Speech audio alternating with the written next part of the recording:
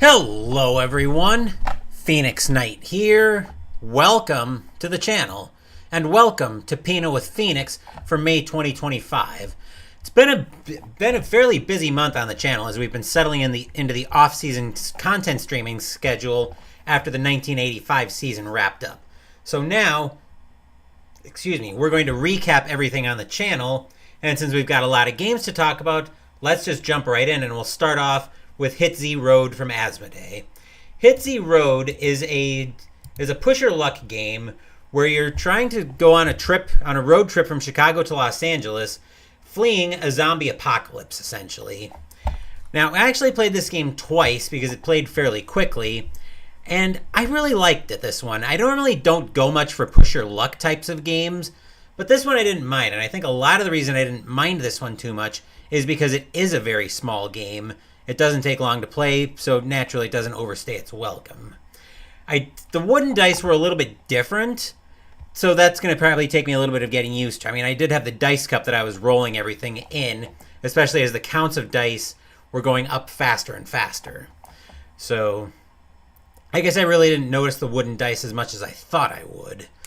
But that's it for Hit Z Road. Next game we had was Game of Drones by Historic Wings, which was game number 11 on my War Room list. This one takes you into the Ukrainian conflict. You're in charge of a drone team. This one kind of made me scratch my head a little bit. I'm actually going to turn my mic down a little bit here. I see it's been flying up into the red. Let me see if I can adjust that down just a bit. Okay, that should be better. As I was saying, this one kind of made me scratch my head a bit because normally with Historic Wings games, they're usually pretty quick on and off the table. This one was quick on and off the table, but it was a very long game. And part of it might have been that I was just learning everything. I did have setup included in there as well. I did like the game, and I'm probably going to do another playthrough of it before I decide, am I going to junk this game or what am I going to do with it? Controlling the drones, admittedly, was actually very different than what you normally do. What I'm used to with Tally Ho and Mag 23 Guadalcanal, where I'm used to the pilots actually being in the planes themselves doing the attacking. So yeah, that took me a little bit of adjusting to. But that's it for Game of Drones. Next up, for May the 4th, we went back to our Star Wars RPG experiences as we went back to Star Wars Force and Destiny. Now, Star Wars Force and Destiny is one of 3 games put out by Edge Studios or Fantasy Flight, depending on which edition you get. There's Force and Destiny, Age of Rebellion, and Edge of Empire. Age of Rebellion is essentially for the military groups in the conflict. Edge of Empire is for the scoundrels, like your Han Solos, your Boba Fett's, characters like that. Then there's Force and Destiny, which is for the Force sensitives, like your Luke Skywalkers, your Darth Vaders, characters like that. I have since acquired the starter games for Edge of Empire and Age of Rebellion, and I'll probably put those on the channel at some point. Force and Destiny, we took out 2 more of the characters in the beginner game and put them into our conflict. I really enjoyed my experience with the Star Wars RPGs, and I've been playing the beginner games mostly to get me used to how the mechanics work for that game. I do see myself doing more with the other 2 as well, but I need to get hold of the base games, the core rule books for those at some point. Actually, I might work on tracking those down. Maybe I'll save that project for Gen Con, since I am planning on going to Gen Con later this year. So that's it for Force and Destiny. Next up, we started Metal Gear Mondays, as we've been playing Metal Gear Solid, the board game, by Simon. And as my only AMA question for the month relates to Metal Gear Solid, the board game, I'm going to mention it here, and I'll talk about it throughout my talk about Metal Gear Solid, the board game. So when we did Metal Gear Mondays on 5/12, which was our second attempt to try to get into to try to make our initial insertion into the compound on Shadow Moses Island, Jester wanted me to weigh in and ask which I'm enjoying more, the video game or the board game. Now, I'll talk about that as I'm talking about Metal Gear Solid, but before we do that, let's actually have the intro of what Metal Gear Solid, the board game, is all about. So if you're familiar at all with the Metal Gear Solid franchise, this is actually a playthrough of the board game, this is actually a playthrough of the main video game campaign, where you're basically playing miniatures. You've got the major characters. You've got Solid Snake, you've got Meryl, who comes into the game, and I'm not going to get into spoilers on the other two because we haven't gotten that far yet in the campaign. All we know so far is that Snake and Meryl are playable characters. I have been enjoying the board game a bit more, but honestly, I think I like the video game more, and here's why I like the video game a little bit more. The board game very much feels like it's essentially the greatest hits. Now, there's a lot you can't do in the board game in a board game environment. For example, theoretically, it kind of got simulated a little bit when we had the option in the holding cells of being able to escape through the holding cells and actually go find President Kenneth Baker in the on the second floor basement of the first building in Shadow Moses. So you didn't really have you weren't able to go find the C4 right away to be able to go blow up the holes in the wall to try to find Baker. There also wasn't the touch of contacting Meryl, and in fact, that's actually one of the things I wanted to talk about. That's one of the things that I was going to mention here, because something I've been doing alongside this project is alongside the playthrough of Metal Gear Mondays, I've also been playing through Metal Gear Solid, the video game.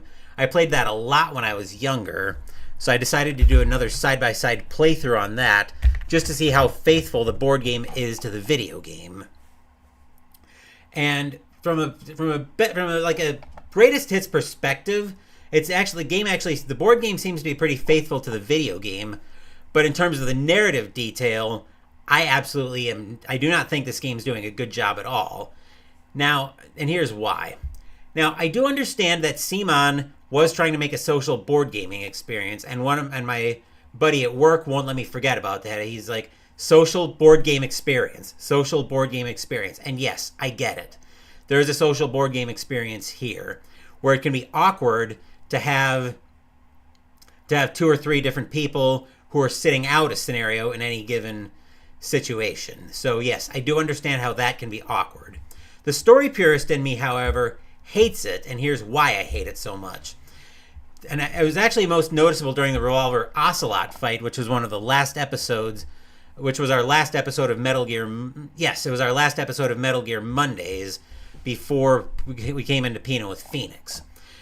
So in the Revolver Ocelot fight in particular, Snake is fighting Ocelot alone, and he's got to worry about Baker surviving being tied to a pole with C4 rigged around him.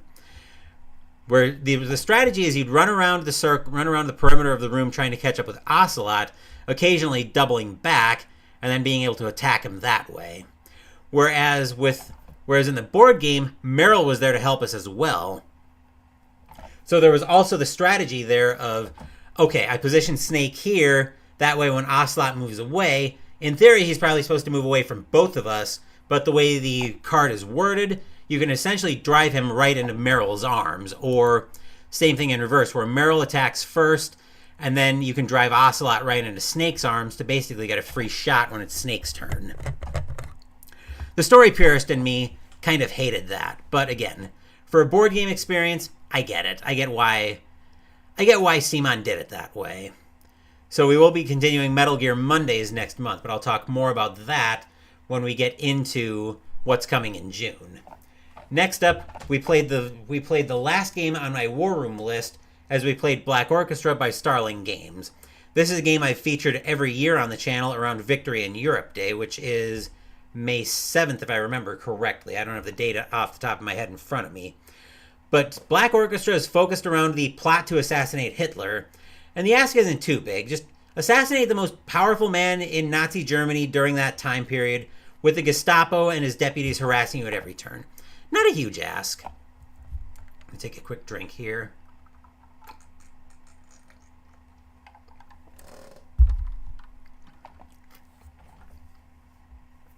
As we've started having a fairly easy time with getting by Hitler, I've added in what's known as the trusted lieutenant variant in to Black Orchestra, where the way I do that is all the deputies are available for assassination, and you can theoretically assassinate any of them, but at the start of the game, I will designate one of those deputies as being Hitler's trusted lieutenant.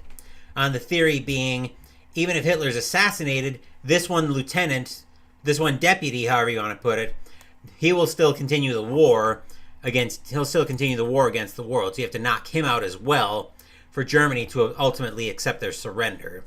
I have really enjoyed Black Orchestra. It's one of the best games to me in terms of how it evokes the theme. And one mechanic that I do want to single out is the instant lose mechanic, where if you draw documents located from stage 7, you just lose the game. Normally, I am very much ice cold to any kind of instant loss mechanic like that. But here, I think it works really well, because it really adds to the tension, especially once you get into stage 7 of, okay, how much time do I have left before we draw documents located and the hammer finally drops on us? Because you've always got that feeling, in my opinion at least, of the sword of Damocles essentially hanging over your head, where you're wondering if you can get everything done before that drops down on you and time runs out. Whether you run out of cards in the event deck to draw, or you draw documents located, or potentially everybody gets arrested. But we did manage to assassinate Hitler this year, so that was a good win for us on that one. That's it for Black Orchestra. Next up, we went to our first ever World War I game as we played Western Front Ace by Compass Games. If you're familiar with the Hunters series, you'll know where we're going with this one and Nothing Flat, where Western Front Ace puts you in charge of a World War I pilot of any number of countries, and you're going up on missions over no man's land, theoretically, trying to advance the war for your chosen nation. I really like a lot of these Greg Smith games because they do a great job of evoking the narrative. That being said, Western Front Ace, I did like this one, but it also had an element of Interceptor Ace that I didn't like, where it had you worrying about the pilot orientation on the planes as well. That part made me scratch my head in Interceptor Ace and ultimately made me get rid of that game. So seeing it here was not a welcome surprise. But I think it worked pretty well. I'll probably do a little bit more with this before I decide, okay, I'm going to either junk this game or start leaning into it on the channel. So that's it for Western Front Ace. Next up, we went back to an old favorite as we played Ark Nova by Furlan Spiel. This is a game that has you building up it's a tableau builder where you're trying to build up a zoo. I was talking with one of the owners of my local game store. You can probably see it on the shirt that I'm wearing tonight. That's the store I normally go to when I game. I was talking with her earlier this afternoon about how there are games where thematically they don't do anything for me, but mechanically there's a very good game in there. Ark Nova is one of those games where thematically the theme does absolutely nothing for me because I'm not into zoos, I'm not into animals, any of that. But mechanically it's a very interesting game where there's your action cards. Whenever you take an action, you take the action at that strength, and then everything else moves up. So there's always a constant planning of, okay, I need to get this action up to this level so I can take it at the strength I want to be able to get the effects I want out of it. We actually ended up having our zoo succeed in the game, and we did quite well. And I forget how many victory points we got, but it was not a small amount. I think it was like 20 something, I want to say. But like I said, I really do enjoy Ark Nova, despite it, again, being a game that thematically does nothing for me. That's it for Ark Nova. Next up, we debuted a new fantasy, I don't want to call it like a Yahtzee game, but I guess it kind of, whoa, I don't want to send my crystal light flying. But we debuted a brand new game on the channel. I'm going to see if I can find out who it's by. PentaQuest was our game by Nerdura Games. This one is I don't want to call it like a fantasy Yahtzee, but it kind of is a fantasy Yahtzee where you've got combinations of results you need to get, and you roll 5d6 to get those results. You're trying to match the results. Like there might be a case where you need to get a 5 high straight, or you need to get 3 of a kind, or you need to get 4 of a kind, 5 of a kind, whatever you need to roll for that. It's a very quick game, thankfully, and it's solo only. I did enjoy this one. I see myself doing more with it on the channel. It's something I could probably throw in even on a designated short stream night, like a Tuesday or a Thursday, if I really want to do something just to throw something on the channel. So that's it for PentaQuest. Next up, we went to baseball for a couple of videos. Actually, our next few videos are all about sports games. We did a bit of a baseball tour as we played Fall Classic Baseball by ASG Games. Fall Classic Baseball, you guessed it, baseball simulator. For this one, we went to the 1960, I believe it was 62 season. I think we played the Los Angeles Dodgers and the New York Mets. I didn't take the score down. Normally I do. I'm pretty sure the Dodgers won that game, though, but I don't remember. Actually, it might have been a game where the Mets snatched victory from the jaws of defeat, because I do remember Sandy Koufax dominating for the Dodgers, but as soon as they went to the bullpen, the Dodgers just unraveled. The score doesn't really matter. What does matter is that I actually really enjoyed Fall Classic. It's got a very, to me, it's got a very APA feel to it, where you get the results mostly the same way, but on the same token, it brings the stadium in a lot easier than APA does. So, like I said, I really enjoyed this one. It's a very simple game, especially if you use the fast action cards for it, where the fast action cards give you a lot of the results you need. And you can use the charts to get to the results via D20, but I just like the fast action cards a lot more. Next up, we had another baseball game on the channel as we played Stratomatic Baseball by Stratomatic Game Company. Once again, another baseball simulator. For this one, we went to the 1965 season. We went into the American League. The Boston Red Sox were playing the Washington Senators, and yes, I could not stop saying Washington Nationals during that video to save my life. But this was a game that I was just about to do it again. The Senators won this one, if I recall correctly. I think it was like 4-1 or something. No, what? I want to say it was 8-4. I think it was that the Senators actually won that game by. I'm going to probably do a little bit more with Stratomatic before I decide, am I going to keep this or am I going to purge this? I did enjoy it, but the game was just making me scratch my head so much. It was kind of driving me nuts, to be honest. So we're going to do more with Strat on the channel. That's it for Stratomatic Baseball. Next up, we actually debuted a new hockey game on the channel that I really enjoyed as we played Stone Cold Hockey by ASG Games, printed by Stone Mountain Press. Stone Cold Hockey is a hockey simulator, but it's more like Momentum Football, where it's a highlights game. It's a highlights simulator, essentially, where you get a roll for the minutes in the game. Then there's a roll for what the action is, whether it's a puck battle or an attack sequence. You roll to see which team's on the attack and what's happening, or what the puck battle actually is going to be. For this one, we went to the 2005-06 season, and we asked for some help from the Montreal Canadiens and the Boston Bruins. I believe it was the Bruins who won that game. I forget. But I really enjoyed Stone Cold Hockey. It's definitely it's a great hockey game, and it's a quick playing game, which was one of my biggest pain points with APA and inside the crease hockey, especially when I was trying to play the latter two through a full game sequence. Whereas Stone Cold Hockey, I didn't have that problem in the slightest. Where, like I said, it reminded me of Momentum Football being a quick playing game, but still giving you the hockey feel to it, even with the highlights. That's it for Stone Cold Hockey. I'm going to take a quick drink here before I continue.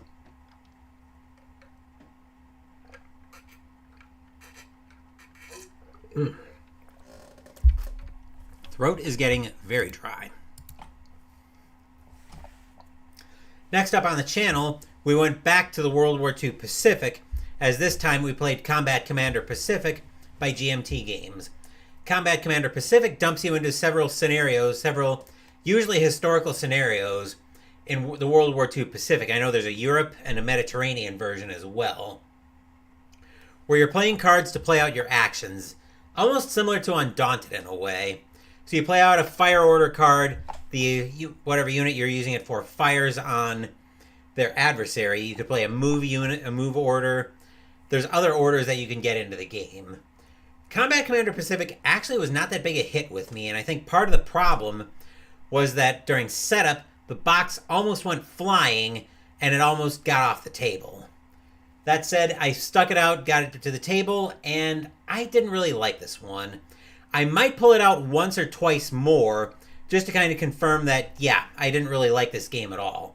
One of the big problems I had with Combat Commander Pacific is and Jester's probably going to think this is heresy, but one of the big problems I had is you eventually come to a point, and it's actually happened fairly quickly for me, where you're essentially slogging through. You're having to discard cards just to get what you need. So you're essentially cycling through your deck. And the fact that we were playing a nighttime scenario, which I didn't realize until we were setting up, didn't help me at all either, where you've got a discard limit on how many cards you can discard. The attack posture also limits the number of cards you're discarding, which that I don't think I would have minded as much, but I was definitely not enjoying Combat Commander Pacific, and I could see the writing on the wall. In fact, the topic of today's war room, which I was in and out for, it was, when do you determine when to end a game? Usually my point of when I end a game is when I stop having fun with it. And it didn't take me long to stop having fun with Combat Commander Pacific. So, like I said, I might pull this game out once or twice more, but I'll probably end up getting rid of it when the story's all told. Whether I get rid of it during my yearly trip to Noble Knight, or I trade it off before then. But there's a lot of time before that yearly trip to Noble Knight. That's it for Combat Commander Pacific. Next up, we debuted a game that I've had for a while, as we debuted One Deck Dungeon by Asmati Games. This one is a dungeon crawl. It's a very small dungeon crawl, where you deal out a tableau of 4 cards. You've got one of several different heroes, and you encounter each space in the dungeon along with some kind of aura or all-encompassing ability that you have to deal with. I actually really enjoyed this one, even if I got my head handed to me, because the dice just didn't work with me on this one. And I think part of it is, again, a very quick game. There's not a lot of narrative to it, but even something like this, when I know it's going to be smaller, I don't mind that it doesn't have as much narrative to it. Everything's fairly simple, where you are essentially rolling your dice depending on whatever items you have, and you try to cover as many dice as you can, or as many spots as you can with the dice you roll. You can even trade some of your dice in to get heroic dice for your black dice that can cover any color. So there is mitigation that way. I like this one, and I see myself doing more with it on the channel. I don't know if I'm going to do a campaign with it or not. That remains to be seen, especially since I also have a lot of other campaign games that I want to put on the channel. Speaking of campaign games, our next game was another one of those in the war world, as we played America Bomber, Evil Queen of the Skies by Compass Games. This one takes us into the alternate timeline of World War II, where the Germans have won World War II in Europe, and they're going after the United States mainland using a forward base in the Azores under pressure from Portugal to go after the U.S. mainland. Our target was in Virginia, I think it was. We had some problems with this one, at least with the mission here. Our pilot, or actually not our, maybe it was our pilot. No, I don't think it was our pilot, but somebody got knocked out. Actually, no, what happened was the windshield got knocked out.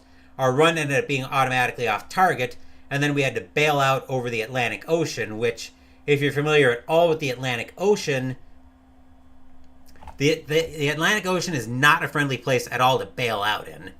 In fact, of the 9 crew members that we had in our America Bomber, 7 of them drowned. Thankfully, we didn't lose any kind of skilled pilots, any kind of skilled crew members, so no problems there the next time we put America Bomber back on the channel. And there will be a next time I put America Bomber on the channel. So that's it for America Bomber. Next up, we had a couple-month overdue George Foreman tribute fight in Title Bout 2, as we pulled out George Foreman going up against Evander Holyfield. It looked to be all Holyfield until about round 3, when Foreman began to tee off on Holyfield and won in a third-round TKO. I really enjoyed Title Bout 2, and I think a lot of that, well, part of it's because it was my first boxing game that I've ever played, but still, Title Bout 2, even without that, is a great game in its own right. So there will definitely be more with Title Bout 2 on the channel, whether I do it as a winter or summer project, a winter or summer sports project, or I just do exhibition bouts here and there. There will be more with Title Bout 2 on the channel. Next game we had on the channel was the Guild of Merchant Explorers by AEG. This one puts us in charge of a group of explorers. Let me pull it up here.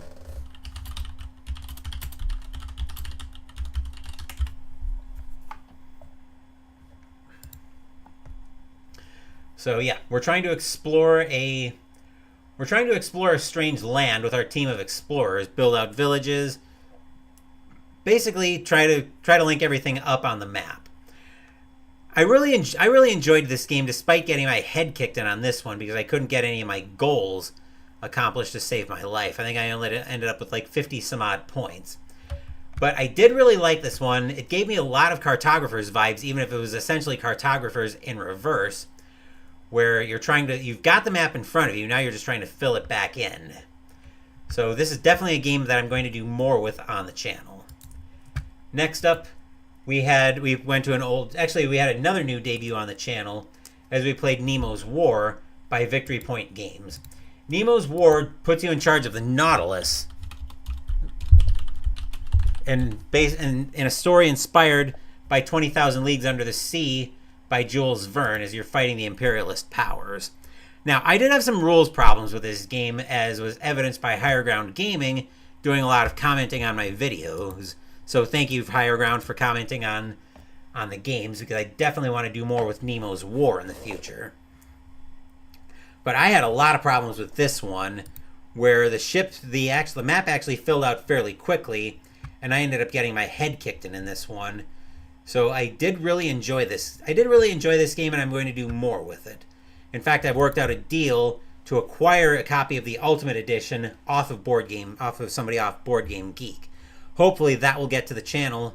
Hopefully that'll get in here sometime next week, so I can unbox that on the channel. But that's it for Nemo's War. Next up, we had an old favorite on the channel as we played Age of Innovation from Feuerland Spiel.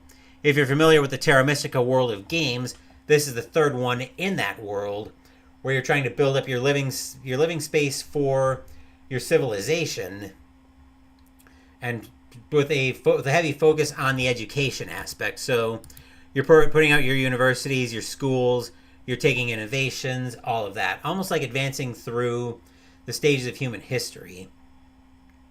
We had the forest navigators against a faction on the plains. This was a nail-biter, but we ended up winning this one, 103 to 98 in terms of victory points. Another great game, and I definitely see doing more with this on the channel. So what I'm starting to think here is that Age of Innovation is probably going to end up taking Terra Mystica's place in the collection, where, to me, the variety of the setup in Age of Innovation, with the different innovations, the different palace tiles, where even the competency tiles are laid out, can make a big difference in how your game is played. Whereas with Terra Mystica, everything's very static, where all of your favorite tiles do the same things. The tracks are all static. To me, there's not really as much flavor with Terra Mystica as there is with Age of Innovation. And like I said, everything being so static in Terra Mystica is probably a large part of why that is. Wow, we're coming near the end of the games, and we're just about 30 minutes in. Next up, we started Friday Night Twilight last night, or tried to anyway, as we played Twilight 2000 by Free League Publishing. Twilight 2000 is set basically in a world where the Soviet Union never collapsed and World War III theoretically started. We didn't run with the World War III side of it because we started a story where we had a medical doctor who was at a conference in Sweden, and the conference ended up getting attacked. Sweden ended up under martial law, but it turned out not to be the start of a larger conflict. Unfortunately, we're not going to do much with the story of that conflict, because as I was going to plan on exploring that on Friday Night Twilight on the channel in June, my squad had decided to go tap dancing in a minefield last night, and that kind of put the kibosh on that idea, where our Bones actually took 4 damage to his legs and ended up severing one of his arteries. He passed his initial death save, but I don't think it was going to be too long before he failed a death save, and we were going to end up restarting that game anyway. So I figured, you know what? We're just going to dump Friday Night Twilight from the channel, and well, for now anyway, and we'll move along on that one. I still do need to find a good set of military-focused random tables. because I do want to be able to dig a little bit more into some of the narrative aspects of that game and be able to tell my own stories. So if you guys know of a good set of military-focused random tables, feel free to leave them in the comments section down below, and I'll go take a look at them, see if I like what they're doing. Finally, our last game on the channel, which was actually played earlier this afternoon, is me starting to scrape off the rust with my hockey systems as we're playing Inside the Crease Hockey by Inside Sports Games.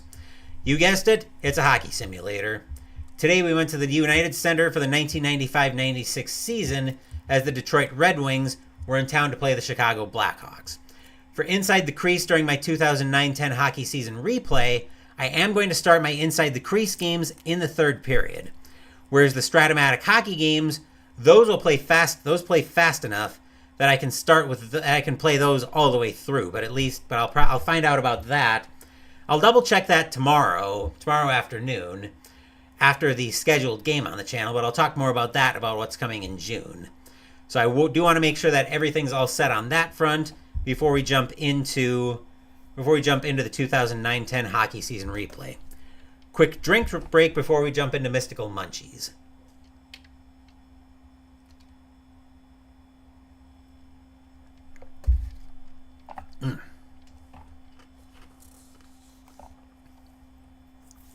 Jumping into Mystical Munchies for May, which is unofficially Star Wars month because of May the 4th and Revenge of the 5th.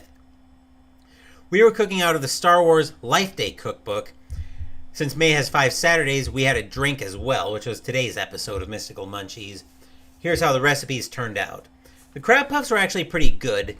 The taste will depend heavily on the breadcrumbs you get, and you definitely want to be careful when you're putting the puffs themselves together to press out as much of the moisture, to press as much liquid out of the mixture as you possibly can.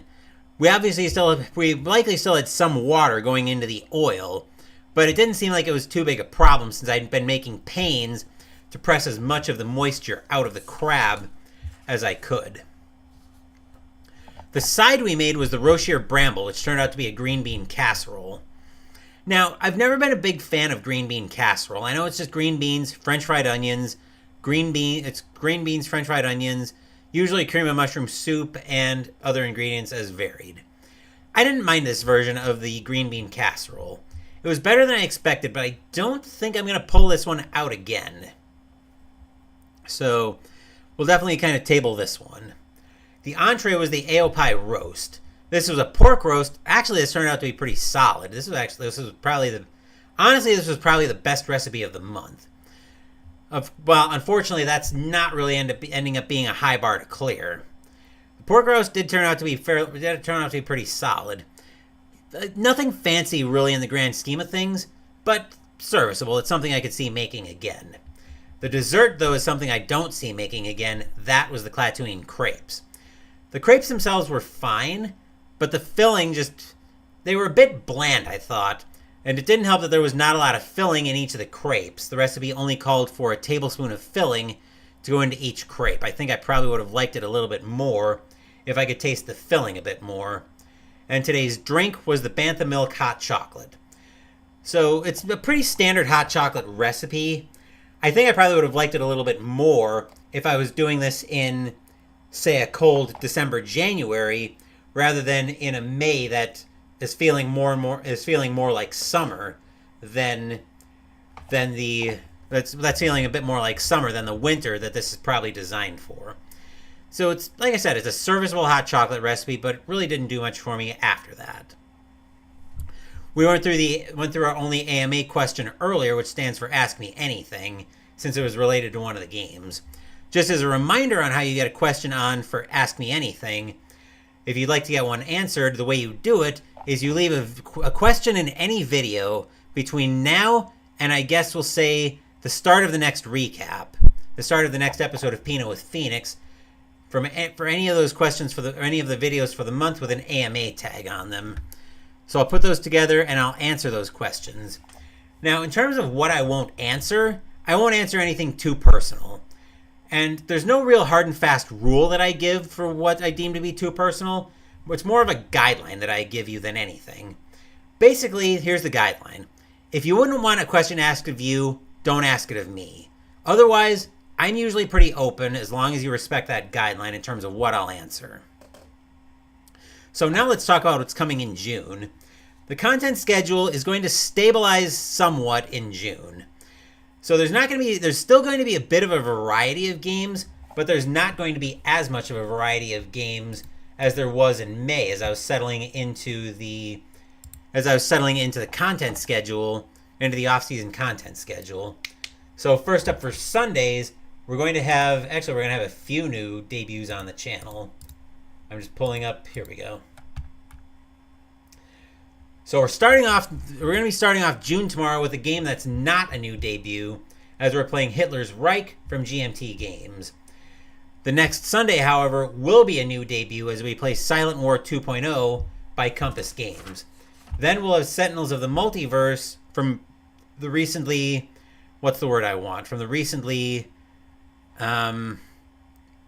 ended, I guess, Greater Than Games. Then we're going to pay a visit to one of the other war games that I first started off with, as the start of Operation Barbarossa back in 1941 falls on a Sunday this year, the 22nd of June 1941. We'll be revisiting the Barbarossa scenario once again with Absolute War, the Russian Front 1941 to 45 by GMT Games. Then for the last Sunday of the month, we're going to hit the links for something considerably more relaxing as we play APA Golf by APA Games. As for Wednesdays, we'll be starting off the month with a couple new debuts on the channel, as we will be playing D100 Dungeon for a debut. Then we'll go to the links again for Dice Nuts Golf. Then we're going to have some old favorites on the channel as we play Aeon's End and Marvel Champions. Friday was going to be Friday Night Twilight on the channel, but instead we're going to have a bit more of a variety of games on Fridays, since my squad tap dancing on a minefield kiboshed that idea. Actually, Friday in June is going to be all new games on the channel. First up, we're going to have Slay the Spire, the board game. I have not played the video game, so I don't have that frame of reference. Then we're going to have a Tiny Epic month in June. We're going to have a Tiny Epic June. We'll start off with Tiny Epic Dungeons, then Tiny Epic Cthulhu, and finally, we'll finish off Tiny Epic month with Tiny Epic Crimes. We'll also be continuing to scrape off rust with my hockey systems as I'm getting ready for the 2009-10 hockey season replay. We'll have a playthrough of Stratomatic Hockey tomorrow. Then we'll go back to alternating between Inside the Crease and Stratomatic Hockey on weekends, until we get to June 21st and 22nd with what I'm calling Hockey Demo Weekend, as we're going to play the demo games for the 2009-10 hockey season replay, launching on July 2nd. June 21st will be the Inside the Crease demo game, and June 22nd will be the Stratomatic demo game, where just like what I did for 1985 in Season Ticket Baseball, I also did one for 1972 when I did my Momentum Football season replay. We're going to slow the games down, and we're going to play them slowly so you guys can see how they work. I'm going to walk you through everything, how both of those games work. That will be June 21st and 22nd will be Hockey Demo Weekend. As for Mystical Munchies, we're going to be visiting a cookbook that we cooked out of a couple years ago, as we're cooking once again out of the World of Warcraft New Flavors of Azeroth cookbook. For the appetizer, we will be making fried chicken dumplings. Then we'll have Airy Ciabatta as the side. Nomergon nuggets will be the entree, and Balara's Nutter Bar will be the dessert, and that will be Mystical Munchies for the month of June. So now let's wrap this video up. As far as what's coming up immediately in the future, Sunday morning we'll be playing Hitler's Reich from GMT Games. Sunday afternoon, we're going to have, at the very least, a playthrough of Stratomatic Hockey. I'll keep the actual game close to the vest, though.